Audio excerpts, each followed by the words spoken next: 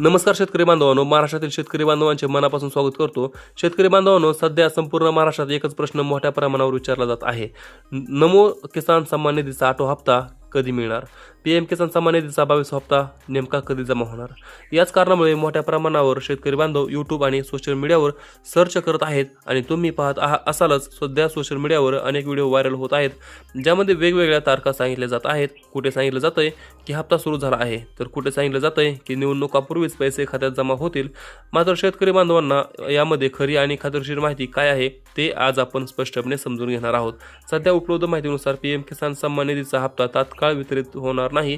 हा हप्ता फेब्रुवारी महिन्याच्या अखेरपर्यंत वितरित होण्याची शक्यता वर्तवली जात आहे। तसेच सोशल मीडियावर अशी माहिती पसरवली जात आहे की नमो किसान सन्मान निधीचा हप्ता निवडणुकांच्या पार्श्वभूमीवर वितरित केला जाणार आहे।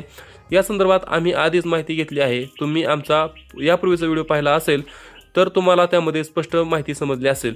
तर संबंधित कृषी विभागाला अद्याप कोणतीही अधिकृत सूचना आलेल्या नाहीत। येत्या 2 दिवसात हप्ता वितरित होणार आहे अशी कोणतीही माहिती प्रशासनाकडे सध्या उपलब्ध नाही। शेतकरी बांधवांनो, लक्षात ठेवा, कोणताही शासकीय लाभ वितरित करण्याचा सर्वप्रथम शासन निर्णय म्हणजे GR प्रसिद्ध केला जातो, त्यानंतर प्रत्यक्ष लाभ वितरणाला सुरुवात होते। आतापर्यंत नमो शेतकरी किसान सन्मान निधी योजनेअंतर्गत कोणताही GR प्रसिद्ध झालेला नाही, म्हणून सध्या आता हप्त्याची ठोस तारीख सांगणं शक्य नाही। म्हणजे फिक्स तारीख आता कुणीही सांगू शकत नाही की पैसे कधी चालू होतील, कधी जमा होणार आहे तुमच्या खात्यावरती।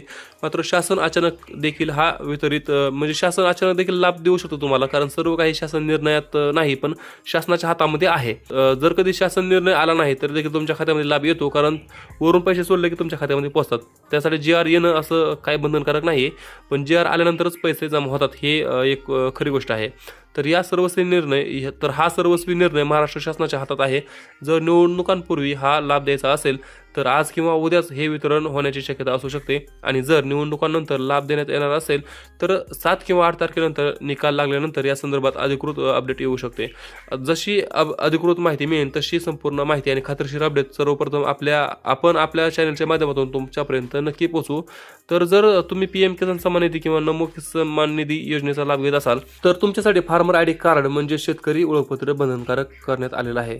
फार्मर आयडी कार्ड नसल्यास पुढील हप्त्यांचा लाभ मिळणार नाही अशी नोटीस संबंधित कृषी कार्यालयांना प्राप्त झालेली आहे। ज्या शेतकऱ्यांची नावं फार्मर आयडी कार्डमध्ये नाहीत अशा शेतकऱ्यांच्या याद्या कृषी कार्यालयांना प्राप्त झालेल्या आहेत, आणि हे काम सध्या युद्धपातळीवर सुरू आहे। म्हणून शेतकरी बांधवांनो, लवकरात लवकर तुमचं शेतकरी ओळखपत्र म्हणजे फार्मर आयडी कार्ड काढून घ्या, आणि ही महत्त्वाची माहिती संपूर्ण महाराष्ट्रातील शेतकरी बांधवांपर्यंत नक्की शेअर करा। आणि योजना संदर्भात खात्रीशीर माहिती योग्य वेळी मिळवण्यासाठी आपल्या चॅनलला सबस्क्राईब करा, आणि साईटला एक हाईपचा एक ऑप्शन आहे, त्या हाईपच्या ऑप्शनवरती क्लिक करून आपल्या चॅनलला हाईप देखील करायला विसरू नका।